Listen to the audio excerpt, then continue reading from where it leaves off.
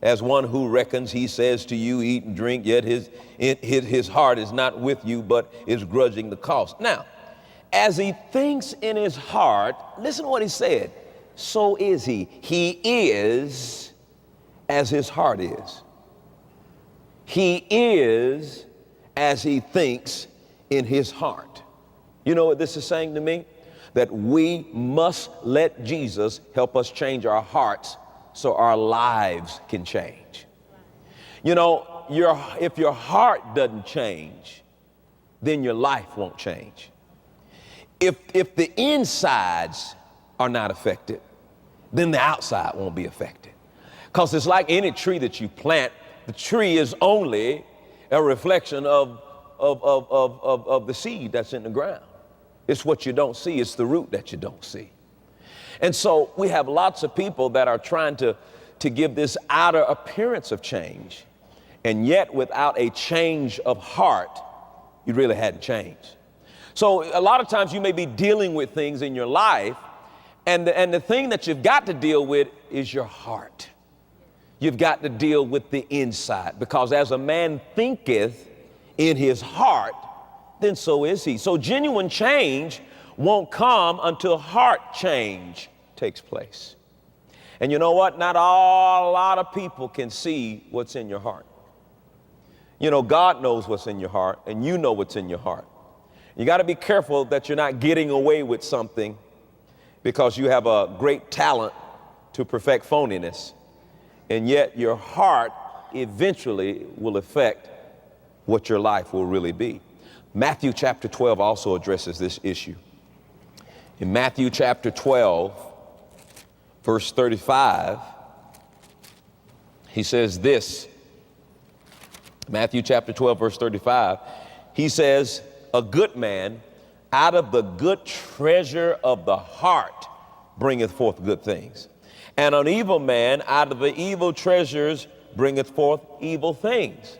So basically the scripture is promising us, and Jesus is speaking here, it is saying whatever your life is like, it's because of what your heart is like. If your heart is evil, then evil things come forth. It comes out of that evil heart. If your heart is good, then guess what? Good things will come forth because it comes out of that good heart. So knowing you need to change may affect some of your external things, but your basic internal thoughts won't change. Are you following me? So changing the external without changing the internal will only be a cosmetic change. It's like putting makeup over blemishes. If anybody's ever seen you without the makeup, they know it's just a cover-up. You're just a cover girl. Well, I want to make sure we don't have no cover Christians.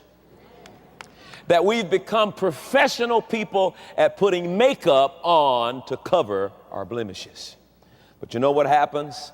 Anytime a rainstorm comes, it's going to remove the makeup, and eventually we're going to see the blemishes. And so we've got to deal with what's on the inside. Real change really does have to be root deep. It's got to be on the inside.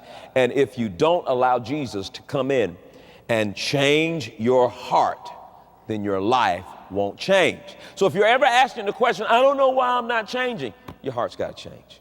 Your heart's got to change.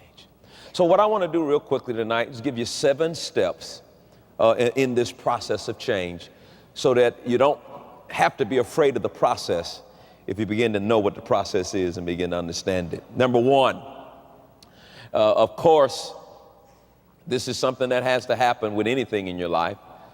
But number 1, you've got to decide. There's got to be a decision if there's going to be change. You've got to make a decision because that decision will start the process of change. You know, I've said before in times past that decision is the open door into reality. That it won't become a reality without your decision. Because you are free moral agents, you have a right to make a decision. You have a right to decide. And you're the only one that can open up the door to begin the process of change, but it's going to require a decision. Being tired of your life and circumstances, or not wanting or not liking the way things are in your life, that isn't enough for change. It's got to be more than that. Well, I don't like where I am, or I don't like, no, that's not enough for change. You've got to make a decision. There are lots of